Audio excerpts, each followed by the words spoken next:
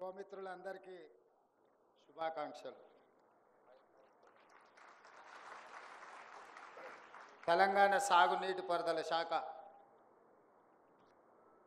మంత్రివర్యులు ఉత్తమ్ కుమార్ రెడ్డి గారు నాతో పాటు ఈ కార్యక్రమంలో అతిథులుగా విచ్చేసిన హైదరాబాద్ ఇన్ఛార్జ్ మినిస్టర్ పొన్నం ప్రభాకర్ గారు, తుమ్మల నాగేశ్వరరావు గారు, మొహమ్మద్ అలీ షబీర్ గారు, మిత్రులు జగ్గారెడ్డి గారు, స్థానిక కార్పొరేటర్ సోదరమణి విజయారెడ్డి గారు, వేదిక మీద ఉన్న ప్రభుత్వ అధికారులు, finance special chief secretary, irrigation adviser, irrigation department principal secretary, అదేవిధంగా ఇతర అధికారులు, ఈరోజు నూతనంగా నియామక పత్రాలు స్వీకరించబోతున్న యువమిత్రులందరికీ మనస్ఫూర్తిగా అభినందనలు తెలియజేస్తున్నాను.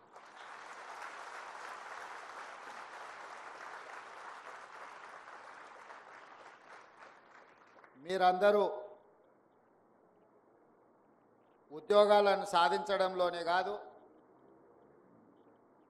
దశాబ్దాలుగా తెలంగాణ ప్రజల ఆకాంక్ష అయిన ప్రత్యేక తెలంగాణ రాష్ట్ర సాధనలో కూడా మీ అందరి భాగస్వామ్యం ఉండడం వల్ల తెలంగాణ రాష్ట్రం ఏర్పడి 10 సంవత్సరాలు పూర్తి చేసుకొని 11వ సంవత్సరంలో ఈరోజు మనం కొనసాగుతున్నాం. ముఖ్యంగా మీకందరికీ నేను చెప్పవలసిన అవసరం లేదు. ఐఐటి, ఎన్ఐటి నుంచి వచ్చిన ఇంజనీరింగ్ గ్రాడ్యుయేట్స్ తెలంగాణ యొక్క భౌగోళిక స్వరూపం, తెలంగాణ ప్రాంత ప్రజలు, ముఖ్యంగా గ్రామీణ ప్రాంతాలలో ఉన్న తెలంగాణ ప్రజలు ఏమి కోరుకున్నారు, ఏ అంశాల విషయంలో తెలంగాణ ప్రజలు నిర్లక్ష్యానికి లోనైనరో ఆ అంశాల ప్రాతిపదికన తెలంగాణ ఉద్యమం నిర్మాణం జరిగింది. ముఖ్యంగా తెలంగాణ రాష్ట్ర సాధనలో కీలకమైన అంశము నీళ్లు. ఆ నీళ్ళకే ఈరోజు మీరు ప్రతినిధులు.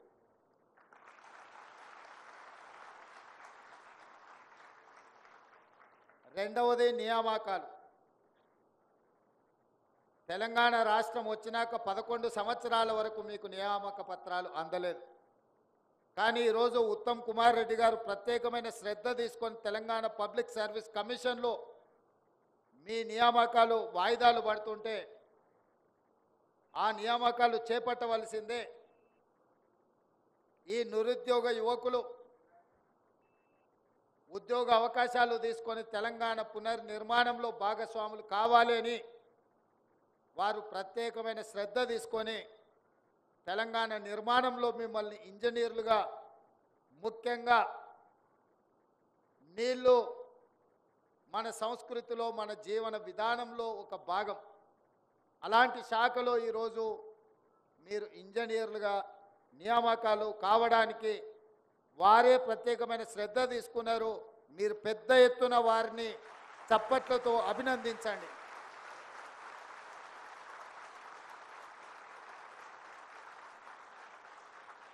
ముఖ్యమంత్రిగా మా మంత్రులు తీసుకొచ్చిన ప్రతిపాదనలని ఆమోదించి వాటిని ముందుకు తీసుకెళ్లడమే నా బాధ్యత. కానీ ప్రక్రియ మొత్తము తీసుకోవాల్సిన నిర్ణయాలు శాఖల మంత్రుల దగ్గరనే జరుగుతాయి. ఈరోజు అత్యంత ప్రతిష్టాత్మకమైన తెలంగాణ ప్రజల భావోద్వేగం వ్యవసాయము, నీళ్లు. ఈరోజు నేను మీ అందరితో ఒక్క మాట చెప్పదలుచుకున్నా. ఇది మీకు ఉద్యోగం కాదు, ఇది మీకు భావోద్వేగం. ఈ ఉద్యోగం కావాలంటే మీకు ఎక్కడైనా దొరుకుతుంది. మీరు చదువుకున్న బ్యాక్గ్రౌండ్కి, మీరు చేసిన ఇంజనీరింగ్ పట్టాతో ఇంకో శాఖలో కూడా మీకు ఉద్యోగం రావచ్చు. ఇది ఉద్యోగం కాదు, ఇది మీకు ఒక భావోద్వేగం. ఎందుకంటే తెలంగాణ ప్రజల 4 కోట్ల ప్రజల యొక్క భావోద్వేగం నీళ్లతో ముడిపడి ఉన్నది. ఆ నీళ్లను ఒడిసిపట్టి తెలంగాణ ప్రజలకు అందించవలసిన బాధ్యత, గురుతరమైన బాధ్యత మీ మీద ఉన్నది. అందుకే ఈ భావోద్వేగాన్ని మీరు మనసు పెట్టి నిర్వర్తించాల్సిన అవసరం ఉన్నది. ఈరోజు అసిస్టెంట్ ఎగ్జిక్యూటివ్ ఇంజనీర్స్గా 687 మంది, అందులో సివిల్ 351, మెకానికల్ 93, ఎలక్ట్రికల్ 149 మంది, అదేవిధంగా ఇతర డిపార్ట్మెంట్లో 94, అదేవిధంగా లష్కర్లని ఇతర నియామక పత్రాలు కూడా ఈరోజు మీకు అందించడం జరిగింది. మిత్రులారా, మీతో నేను కొన్ని అంశాలను విస్పష్టంగా చెప్పదలుచుకున్నా. ఏ వృత్తిలో అయినా క్షేత్రస్థాయిలో అనుభవం ఉన్న వాళ్ళే రాణిస్తారు. అప్పుడప్పుడు సినిమాలలో రాజకీయ నాయకులు మాట్లాడుతుంటారు, నేను పైనుంచి రాలేదు, కింది నుంచి చూస్తూ చూస్తూ వచ్చినా.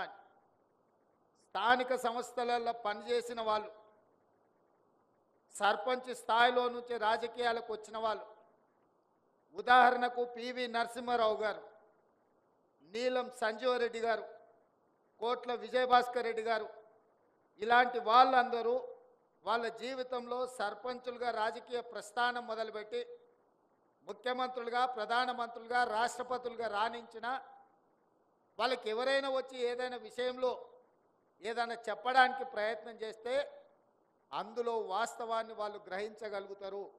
ఎందుకంటే సర్పంచుగా లేదా జిల్లా పరిషత్లో లేదా శాసనసభలో, శాసన మండలిలో, లేకపోతే పార్లమెంట్లో వివిధ అంశాలను ఏ విధంగా చర్చిస్తారో, ఆ అంశాలను, ఆ సమస్యల్ని ఏ విధంగా పరిశీలిస్తారో ఒక అవగాహన ఉండడం వల్ల వాళ్ళు ముఖ్యమంత్రులుగా, ప్రధానమంత్రులుగా, రాష్ట్రపతులుగా రాణించింది.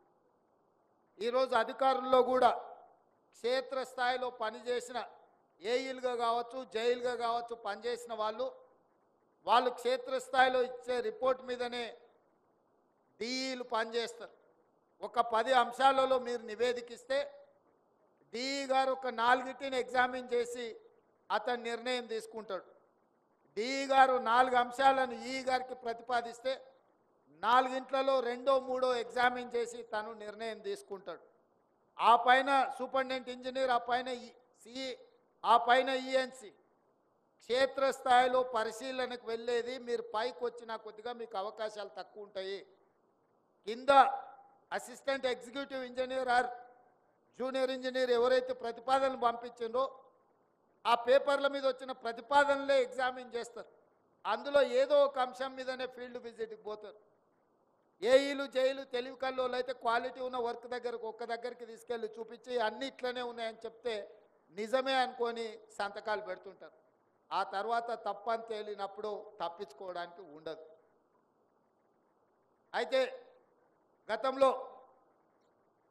కాంట్రాక్టర్లు కానీ, ఇంజనీర్లు కానీ ఉదయం 5 గంటలకు లేచి బూట్లు తొడుక్కొని ఫీల్డ్ మీద క్షేత్రస్థాయిలో పనుల పరిశీలనకు వెళ్ళేది. గ్రౌండ్ రిపోర్టును వాళ్ళు సొంతంగా చూసేటోళ్ళు, గ్రౌండ్ రిపోర్టును చూసి వాళ్ళు రిమార్క్స్ రాసేటోళ్ళు. ఆ రిమార్క్స్ మీద పైన అధికారులు నిర్ణయం తీసుకున్నా తిరిగి ఆ అధికారులు ఒకవేళ ఇన్స్పెక్షన్స్కి వచ్చినా పెద్ద వ్యత్యాసం ఉండేది కాదు. కానీ ఈ మధ్య కొంతకాలం నుంచి నేను పర్సనల్గా, ఎందుకంటే నేను కూడా పాలిటిక్స్లో కొంచెం కింది నుంచే వచ్చిన, జిల్లా పరిషత్ మెంబర్గా పనిచేసిన, నేను ఎమ్మెల్సీగా పనిచేసిన, ఎమ్మెల్యేగా పనిచేసిన, ఎంపీగా పనిచేసిన, ఈరోజు ముఖ్యమంత్రిగా మీ అందరి మద్దతుతోని బాధ్యతలు నిర్వర్తిస్తున్నా. కానీ ఎవరైనా నా దగ్గరకు వచ్చి ఏదైనా విషయం, అది అధికారి కావచ్చు, రాజకీయ నాయకుడు కావచ్చు, ప్రజాప్రతినిధి కావచ్చు, ఏదైనా అంశాలను ప్రస్తావించినప్పుడు నేను అంచనా వేయగలుగుతా వీళ్ళు గ్రౌండ్ రియాలిటీతో ఎంత కనెక్ట్ అయి ఉన్నారు, లేకపోతే వీళ్ళు ఎవరో ఇచ్చిన సమాచారం మీద ఆధారపడి నాకేం చెప్తున్నారని నేను కొంచెం అసెస్ చేసుకోగలుగుతాను. అంటే క్షేత్రస్థాయిలో తిరగడం వల్ల, క్షేత్రస్థాయిలో మనకు అనుభవం ఉండడం వల్ల మనం తీసుకునే నిర్ణయాలలో తప్పిదాలకు తక్కువ అవకాశం ఉంటుంది. ఈరోజు మీరు ఈ మధ్యకాలంలో ఇంజనీర్లు ఎవరు, నేను కంటిన్యూస్గా మానిటరింగ్ చేస్తున్న లాస్ట్ 9 months నుంచి ఫీల్డ్ ఇన్స్పెక్షన్స్కి పోయే వాళ్ళే తగ్గిపోయినరు. అది మీరే కాదు, జిల్లా కలెక్టర్లు, జిల్లా ఎస్పీలు, జిల్లా స్థాయి అధికారులు కూడా క్షేత్రస్థాయి పర్యటనకు వెళ్ళడం లేదు. నేను ముఖ్యమంత్రి అయిన తర్వాత కలెక్టర్లు అండ్ ఎస్పీల చీఫ్ సెక్రటరీ గారితో కాన్ఫరెన్స్ తీసుకొని వాళ్ళతోని ఒక సమావేశాన్ని ఏర్పాటు చేసి వాళ్ళ సర్వీస్ బుక్లో ఎన్నిసార్లు నెలలో వీళ్ళు క్షేత్రస్థాయిలో పర్యటనలు చేసిండ్రో వాళ్ళ రికార్డులో రాయండి, రేపు వాళ్ళకి ప్రమోషన్లు ఇచ్చేటప్పుడు ఇదే కొలబద్ద అవుద్ది అని చెప్పి నేను ఐఏఎస్ ఐపీఎస్లకే ఆదేశాలు ఇచ్చిన. క్షేత్రస్థాయిలో పరిశీలన లేనప్పుడు, పర్యటనలు లేనప్పుడు మన నిర్ణయాలు తప్పిదాలకు గురి కావడానికి అవకాశం ఉంటుంది. ఏ డిపార్ట్మెంట్లో అయినా ఇనీషియల్గా మనం చేరిన హోదాతోని మనం క్షేత్రస్థాయిలో పని చెయ్యాలి. ఈరోజు హైదరాబాద్లో కానీ తెలంగాణ రాష్ట్రంలో ప్రధానంగా గోదావరి ఒకవైపు, కృష్ణా నది ఇంకొక వైపు. గోదావరి కృష్ణాల మీద నాడు పండిట్ జవహర్లాల్ నెహ్రూ గారు ఎడ్యుకేషన్ అండ్ అగ్రికల్చర్ రెవల్యూషన్ తీసుకురావడంలో భాగంగా మన తెలంగాణ రాష్ట్రంలో ఉన్న నాగార్జున సాగర్, శ్రీశైలం, శ్రీరామ్ సాగర్ ఈ ప్రధానమైన ప్రాజెక్టులు ఈరోజు మనకు లైఫ్ లైన్గా మారిన ప్రాజెక్టులను పండిట్ జవహర్లాల్ నెహ్రూ గారు మొదలుపెట్టిండ్రు. ఆ ప్రాజెక్టులు ఈ రోజు వరకు ఎన్నో ఆటుపోట్లను, ఎన్నో వరదలను, ఎన్నో ప్రకృతి వైపరీత్యాలను తట్టుకొని ఈరోజు నిలబడి కృష్ణా బేసిన్ మీద వచ్చిన వరదలకు నాగార్జున సాగర్, శ్రీశైలం ఎప్పుడో కొట్టుకుపోయి ఉండాలి.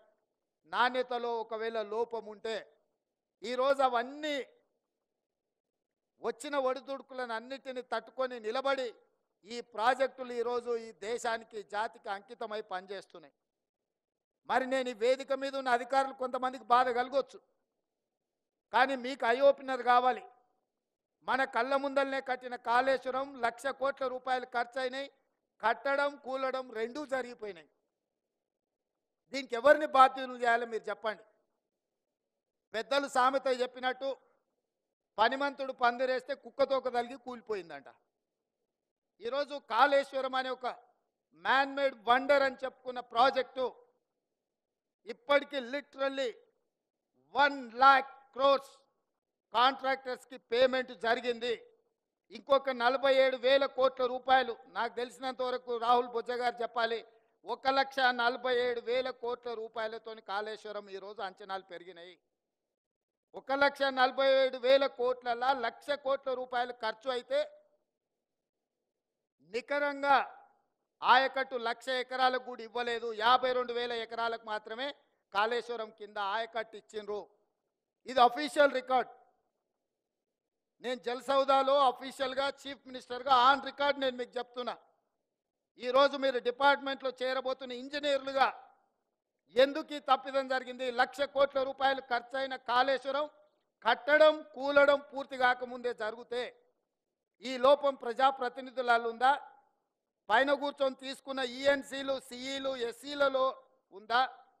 లేదా క్షేత్రస్థాయిలో పనిచేసిన అసిస్టెంట్ ఎగ్జిక్యూటివ్ ఇంజనీర్లు లేకపోతే జూనియర్ ఇంజనీర్లో ఉందా? ఇదొక మీకు మోడల్ స్టడీ చేయడానికి, రీసెర్చ్ చేయడానికి మీరు కాళేశ్వరాన్ని తీసుకోండి. మ్యాన్మేడ్ వండర్స్ అంటే మోక్షగుండం విశ్వేశ్వరయ్య కట్టిన ఉస్మాన్ సాగర్, హిమాయత్ సాగర్ని చూడండి. 1908 హైదరాబాద్ మీద ఫ్లడ్స్ వచ్చి వేలాది మంది చనిపోయినప్పుడు నిజాం గ్లోబల్ టెండర్ పిలిచి ఇక్కడ ఉన్న ఈ వరదల్ని అరికట్టడానికి, హైదరాబాదు నగరాన్ని రక్షించడానికి ఒక గ్రేట్ భారత్ రత్న ఇంజనీర్ని అపాయింట్ చేస్తే అతను నిర్మించిన Osman Sagar, Himayat Sagar more than 100 years ఈరోజు ఉండి ఈరోజు హైదరాబాదు నగరానికి తాగడానికి నీళ్ళు అందిస్తుందంటే మోక్షగుండం విశ్వేశ్వరయ్య మీకు ఆదర్శం కావాలన్నా? 1,00,000 కోట్ల రూపాయల ఖర్చు పెట్టి కట్టడం, కూలడం జరిగిన కాళేశ్వరం ఇంజనీర్లు మీకు ఆదర్శంగా ఉండాలన్నా? యాజ్ ఏ ఇంజనీర్స్గా ఈరోజు మొదటి రోజు ప్రభుత్వ ఉద్యోగంలో చేరుతున్న మీరు ఆలోచన చేయండి. ఇది నిజంగా అంటే ఎవరిని ఏమనాలో తెలియని పరిస్థితి. ఏమని అనాలన్నా more than 50% department they worked in Kaleshwaram. వాళ్ళందరి మీద చర్యలు తీసుకుంటే అసలు డిపార్ట్మెంటే ఉండదు, రద్దు చేయాల్సిన పరిస్థితి ఉంది. చర్యలు తీసుకోకపోతే అందులో ఉన్న వాళ్ళనే మీరు కొనసాగిస్తున్నారని మేము ఆరోపణలు ఎదుర్కోవాల్సిన పరిస్థితి. దీన్ని ఏ రకంగా విశ్లేషించాలనో ఎవ్రీడే కమిషన్ ముందుకెళ్ళి సేమ్ గతంలో పనిచేసే ఇంజనీర్లే కమిషన్ చైర్మన్ ముందుకు వెళ్తున్నారు. అద్భుతమని ఆయనకు చెప్పడానికి ప్రయత్నం చేస్తున్నారు. ఆయన అడిగేదానికి వీళ్ళ దగ్గర సమాధానం లేదు. ఎవరిని ఎవరు ప్రొటెక్ట్ చేయాలనో ఎవరికి తెలియకుండా పోయింది. అంటే ఈ కారణాలు క్షేత్రస్థాయిలో పనిచేసిన ఇంజనీర్లు గతంలో ఏదైనా ఇంజనీరింగ్ మిస్టేక్ లేకపోతే సిడిఓలో అప్రూవల్ లేకపోతే క్షేత్రస్థాయిలో ఉన్న ఇంజనీర్లు రెఫ్యూజ్ చేసేటోళ్ళు, రిమార్క్స్ రాసేటోళ్ళు, తిరిగి మళ్ళీ మాకు ప్రాపర్ డైరెక్షన్ కావాలి అని అడిగేటోళ్ళు. డిఈ చెప్పినాను ఏఈ, ఈ చెప్పినాను డి, ఎస్ఈ చెప్పినాను ఈ, సిఈ చెప్పినాని ఎస్సి, ఈఎన్సి చెప్పినాని సి, ఇరిగేషన్ సెక్రటరీ చెప్పినాను ఈఎన్సి, సంబంధిత శాఖ మంత్రి చెప్పినాని ఈఎ సెక్రటరీ, ముఖ్యమంత్రి చెప్పిండని సంబంధిత శాఖ మంత్రి. అల్టిమేట్గా పొలిటికల్ ఎగ్జిక్యూటివ్ తీసుకునే రాంగ్ డెసిషన్స్ ఏఈ వరకు చేరి క్షేత్రస్థాయిలో అమలు చేయాల్సింది ఏఈలే. కానీ మీరు అక్కడ కూర్చున్నప్పుడు మీకున్న ఎక్స్పీరియన్స్ను, మీకున్న ఎడ్యుకేషన్ను, మీకున్న క్వాలిటీని పేపర్ మీద పెట్టి వెనక్కి కొట్టినరు అనుకో, ఇట్లాంటి పరిస్థితులు ఉత్పన్నం కావు. ఈరోజు ఏ దేశంలో అయినా ఒక గొప్పతనాన్ని చూపించాలంటే ఆ దేశంలో కట్టిన స్ట్రక్చర్నే చూపిస్తాం. న్యూయార్క్లో మనం స్టాచ్యూ ఆఫ్ లిబర్టీని చూపించాలంటే ఎస్, ఆ స్టాచ్యూ ఆఫ్ లిబర్టీని ఒక ఇంజనీర్ కట్టింది, ఈఫిల్ టవర్ ఒక ఇంజనీర్ కట్టింది. ఇవాళ ఇండియాలో ఉన్న మ్యాన్మేడ్ వండర్స్ బాక్రానంగల్ నుంచి నాగార్జున సాగర్ వరకు, శ్రీశైలం నుంచి శ్రీరామ్ సాగర్ వరకు ఇంజనీర్స్ కట్టినటివే కదా. Engineers can create a new world. ఇంజనీర్స్కున్న శక్తి అట్లాంటిది. ఆ ఇంజనీర్లు ఈరోజు తెలంగాణ రాష్ట్రంలో మీరు భాగస్వాములు అవుతున్నారు, మీరు క్షేత్రస్థాయికి వెళ్తున్నారు. ఈ తెలంగాణకు నీళ్ళు అనేది ఒక భావోద్వేగం. మీకు వచ్చే ఉద్యోగము తెలంగాణ భావోద్వేగానికి ముడిపడి ఉన్నది. మీరందరూ ఈ తెలంగాణ రాష్ట్ర నిర్మాణంలో, ఉమ్మడి రాష్ట్రంలో అన్యాయం జరిగింది ప్రాజెక్టుల నిర్మాణంలో. అంటే 10 సంవత్సరాల ఉమ్మడి రాష్ట్రంలో మొదలుపెట్టిన ప్రాణహిత చేవెళ్ళ పూర్తి కాలేదు, పాలమూరు రంగారెడ్డి ఎత్తిపోతలు పూర్తి కాలేదు, ఎస్ఎల్బీసీ పూర్తి కాలేదు, కల్వకుర్తి పూర్తి కాలేదు, భీమా నెట్టంపాడు పూర్తి కాలేదు. దేవాదుల ఈరోజు ఎక్కడున్నదో మీకు తెలుసు, సీతమ్మ సాగరు, ఇందిరా సాగరు, ఏది తీసుకున్న ప్రాజెక్టులు పూర్తి కాకపోవడానికి 10 సంవత్సరాల కారణం ఏంది? ఎందుకు ఇవన్నీ పూర్తి కాకుండా తెలంగాణ రాష్ట్రం వచ్చినా దాదాపుగా నాకు తెలిసి 1,90,000 కోట్ల బిల్లులు పే చేసారు అనుకుంటే ఇరిగేషన్లో. Almost we have spent 2 lakh crores. 2 లక్షల కోట్లు సాగునీటి పారుదల మీద ఖర్చు పెట్టినా మనం ప్రాజెక్టులను పూర్తి చేసుకోలేకపోయినాం తెలంగాణ రాష్ట్రం వచ్చిన 10 సంవత్సరాలలో. దీనికి కారణం ఎవరు అని ఒకరి మీద ఒకరు ఆరోపణలు చేసుకునే కంటే భవిష్యత్తులో మనం అలాంటి తప్పు చేయకూడదు. ఎలాంటి తప్పు చేయకూడదో గత 10 సంవత్సరాలలో మన కళ్ళ ముందల ప్రత్యక్ష సాక్షిగా కాళేశ్వరం లాంటి ప్రాజెక్టులు మన కళ్ళ ముందు ఉన్నాయి. అందుకే యువ మిత్రులారా, ఈ తెలంగాణ రాష్ట్రం మనది. ఈ రాష్ట్రాన్ని నిర్మించుకునే బాధ్యత మనది. ఈ దేశానికి, ప్రపంచానికి మన రాష్ట్రం ఆదర్శంగా నిలబెట్టాల్సింది మనమే. మీరు, నేను, మనము కలిస్తేనే ఈ తెలంగాణ రాష్ట్రాన్ని నిర్మించుకుంటాం. ఈ తెలంగాణ రాష్ట్ర నిర్మాణంలో నీళ్ళది అత్యంత ప్రత్యేకమైన పాత్ర. సాగునీటి పారుదల శాఖ ఈరోజు ఆ గొప్ప యజ్ఞాన్ని మీరు ముందుకు తీసుకెళ్తున్నారు. తెలంగాణ రాష్ట్రంలో ఉన్న పెండింగ్ ప్రాజెక్టులను ఏ విధంగా పూర్తి చేయాలనో మీరు క్షేత్రస్థాయికి వెళ్ళండి. పెద్దలు ఉత్తమ్ కుమార్ రెడ్డి గారు చెప్పినట్టు సంపూర్ణంగా వారి సూచనను రాష్ట్ర ప్రభుత్వం పాటిస్తుంది. మీరందరూ క్షేత్రస్థాయిలో పని చేయాల్సిందే. ఎవరైనా ఏదైనా రికమెండేషన్స్, ఆబ్లిగేషన్స్ తీసుకొస్తే వాళ్ళని ఇంకా దూరంగా అడవిలో పోస్టింగ్ వేయండి అన్న. ఎవరైనా కాగితం పట్టుకొని వచ్చిండ్రంటే, ఎవరైతే కాగితం పట్టుకొని వచ్చి ఇక్కడ కాదు అక్కడ కొంచెం అర్బన్కి, టౌన్కు దగ్గరగా ఉంది అని పొలిటికల్ ఆబ్లిగేషన్స్ కానీ, రిలేటివ్స్ ఆబ్లిగేషన్స్ కానీ, పర్సనల్ ఆబ్లిగేషన్స్ తెలిస్తే నేను స్పష్టంగా ఇరిగేషన్ సెక్రటరీ గారికి నేను ఇన్స్ట్రక్షన్స్ ఇస్తున్నా. మాట్లాడకుండా వాళ్ళని తీసుకెళ్ళి ఎక్కడ ఏమీ లేకుండా రోజుకు ఒకేసారి తిండి దొరికే ప్రాంతం ఏదనుంటే అక్కడ పోస్టింగ్ చేయండి. ఎందుకంటే ఉదయం తిని ఇంట్లోకి వెళ్తే మళ్ళీ రాత్రికి వస్తే ఇంటి దగ్గరనే భోజనం దొరకాలి వాళ్ళకి. ఆకలి ఉంటే పని మీద ఫోకస్ ఉంటుంది, కడుపులో నిండగుంటే నిద్ర వస్తుంది. ఎందుకంటే ఎలక్షన్ క్యాంపెయినింగ్లో నేను కొంచెమే తింటా, ఎక్కువ తింటే నిద్ర వస్తే ఎక్కువ ప్రోగ్రామ్ చేయలేనని. మీకు అందరికి కూడా మిత్రులారా, ఇది ఒక మంచి గొప్ప అవకాశం. మిమ్మల్ని మీరు నిరూపించుకునే సందర్భం. మనం ఈ 5 సంవత్సరాలలో టార్గెటెడ్గా పనిచేద్దాం. మిగిలిపోయిన కాళేశ్వరం కావచ్చు, లేకపోతే ఎస్ఎల్బీసీ కావచ్చు, పాలమూరు రంగారెడ్డి కావచ్చు, ఈ ప్రాజెక్టులను పూర్తి చేసుకుంటే తెలంగాణ ఈ దేశంలో ఏ రాష్ట్రం మనతో పోటీ పడనంతగా అంతర్జాతీయ జల వివాదాలు, రాష్ట్ర జల వివాదాలు, అంతర్రాష్ట్ర జల వివాదాలు మీకు అందరికీ తెలుసు. ఈ అంతర్రాష్ట్ర జల వివాదాలలో ఉన్న ప్రధానమైన సమస్యనే ప్రాజెక్టులు పూర్తి కాకపోవడం. పూర్తయిన ప్రాజెక్టులకు కేటాయించిన నీళ్లు శాశ్వతంగా ఉంటాయి కాబట్టి ఈ సమస్య కూడా, నీళ్ళ సమస్య, అంతర్రాష్ట్ర సమస్యలు కూడా మీ పనితనం మీద, మీ ఎఫిషియన్సీ మీద ఆధారపడి ఉన్నది. మీరందరూ కష్టపడాలి, తెలంగాణ రాష్ట్రాన్ని అభివృద్ధి పదం వైపు నడిపించాలి. మీకు ఏదైనా క్షేత్రస్థాయిలో సమస్యలు వస్తే నేను సిద్ధంగా ఉన్న వినడానికి. మీరు పనిచేసే క్రమంలో సమస్యలు వస్తే చెప్పండి, 100కి 100% నేను జవాబుదారీ ఆ సమస్యలను పరిష్కరించడానికి. పని చేయకుండా బదిలీ చేయాలనే దానికి మాత్రం నేను జవాబుదారీ కాదు. మీ ప్రాక్టికల్గా మీకు ఏ సమస్య వచ్చినా పరిష్కరించడానికి మీ అన్నగా, ఈ రాష్ట్ర ముఖ్యమంత్రిగా నేనున్నా. ఎప్పుడైనా రావచ్చు, కలవచ్చు, మీ సమస్యలు చెప్పుకోవచ్చు. మీరు క్షేత్రస్థాయిలో పనిచేయండి, తెలంగాణ పునర్నిర్మాణంలో భాగస్వాములు కాండి అని తెలియజేస్తూ మరొక్కసారి మిమ్మల్ని అందరినీ, మీ కుటుంబ సభ్యులను అందరినీ, ఇవాళ ఈ యంగ్ ఇంజనీర్స్ కళ్ళల్లో ఆనందం చూస్తుంటే నాకు 100కి 100% విశ్వాసం కలిగింది. తెలంగాణ నిర్మాణంలో మీరు భాగస్వాములు అవుతారు. మీతో ఇంకొక మాట కూడా నేను చెప్పదలుచుకున్నా. ప్రభుత్వం వచ్చిన 90 రోజుల్లో 30,000 ఉద్యోగ నియామకాలు ఎల్బీ స్టేడియంలో ఎక్కడ మేము ప్రమాణ స్వీకారం చేసినామో అక్కడనే నియామకాలు చేపట్టినాం. మిమ్మల్ని కూడా అక్కడే అంటే ఉత్తమ్ కుమార్ రెడ్డి గారు అన్నారు, లేదు జలసౌధకు రాండి, మా సాగునీటి పారుదల కార్యాలయానికి వస్తే మా వాళ్ళందరినీ ఇన్స్పైర్ చేసినట్టు ఉంటుంది. మా హెడ్ ఆఫ్ ద డిపార్ట్మెంట్లో వాళ్ళకు నియామక పత్రాలు ఇవ్వండి, వాళ్ళకు లైఫ్ టైం మెమరీ ఇది అని వారు చెప్పిండ్రు. వారు చెప్పినప్పుడు నేను పెద్దగా ఆలోచన చేయలేదు, కానీ ఈరోజు నిజంగా మిమ్మల్ని అందరినీ చూసిన తర్వాత వారి సూచన నిజమని అనిపించింది. మరొక్కసారి మిమ్మల్ని అందరినీ అభినందిస్తూ సెలవు తీసుకుంటున్న మిత్రులారా.